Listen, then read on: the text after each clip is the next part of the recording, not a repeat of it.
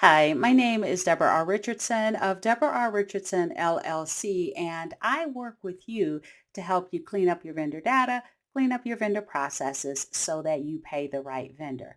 Now, this week's Vendor Master File tip of the week is how to check if the domain of your vendor's email address is fake, right? And we're using a fraudulent email that I received, and we're going to use a tool, one of the tools that you should have in your toolbox to validate fraudulent emails. And so let's take a look first at the email that I received. So I went one too far, but here's the email bait. Now, the email bait, you can see that there's some issues wrong with it already. So it comes from the town of Kiefer.org, and then but the any correspondence needs to reply to corporate help desk, which no issues with that, but it's the domain is alcall.com. Now, I will say I did not look up all call or however you pronounce that .com, but I did look up the town of Kiefer.org because typically towns are .gov.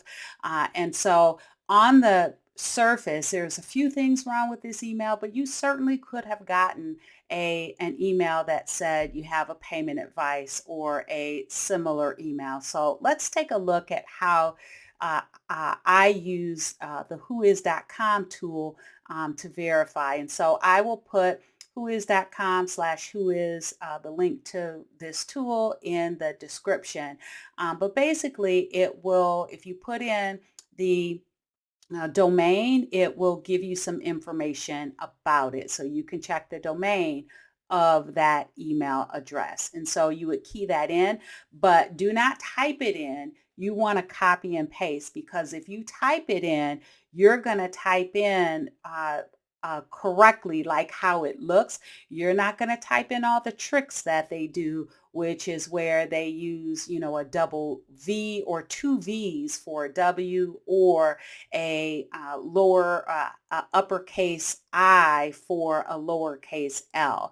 So here you can see that I got an error message when I typed it in because they are messing around with the letters in that domain name. So what you want to do is just copy the domain and then paste it in. And when I did that, this is what I got.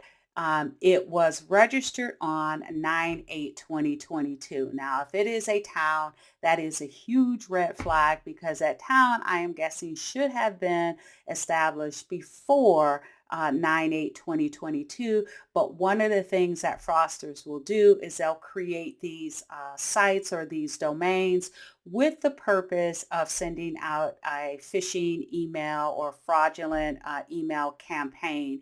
And that means it's going to have a recent registration date, which this one does. So that's one tool that you can use to verify whether or not a domain is fake or whether there should be a red flag.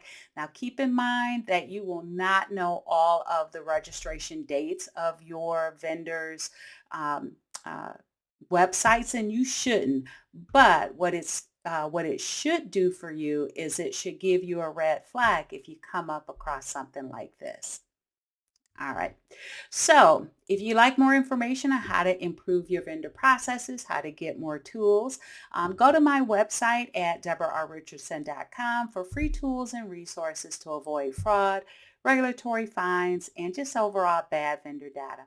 So good luck, and be sure to subscribe and hit the notification bell to be notified next Tuesday for the next Vendor Master File tip of the week.